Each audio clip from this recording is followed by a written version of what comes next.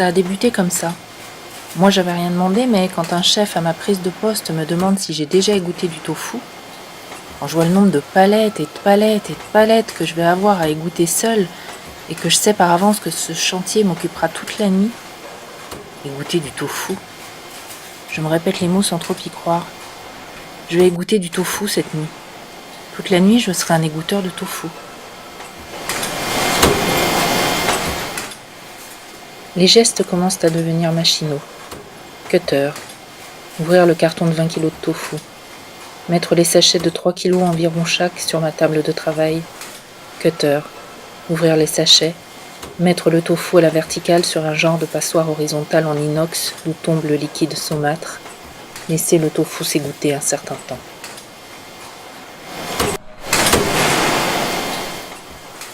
J'égoutte du tofu. Encore 3 heures à tirer. Plus que 3 heures à tirer.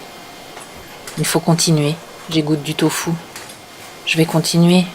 La nuit n'en finit pas. J'égoutte du tofu. La nuit n'en finit plus. J'égoutte du tofu. J'égoutte du tofu.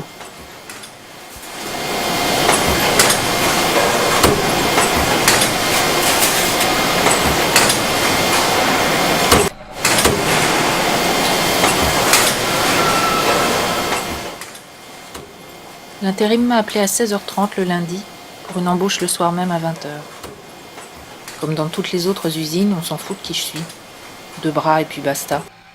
Je n'ai jamais tenu un tuyau de nettoyage industriel. Je ne sais même pas faire le ménage chez moi. C'est pas grave.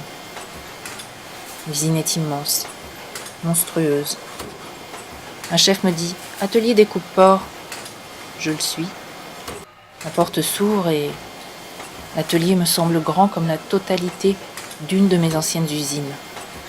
Du sang partout. Le premier truc, le sang. Mes yeux cherchent à comprendre l'agencement de l'atelier et de ses espaces, et puis des lambeaux de cochon partout. Et pas que des lambeaux, des groins, des travers, des pieds et du gras de cochon si caractéristique. Partout. Je me dis, mais tu croyais quoi, bonhomme? On t'avait bien dit que tu allais devoir nettoyer un abattoir.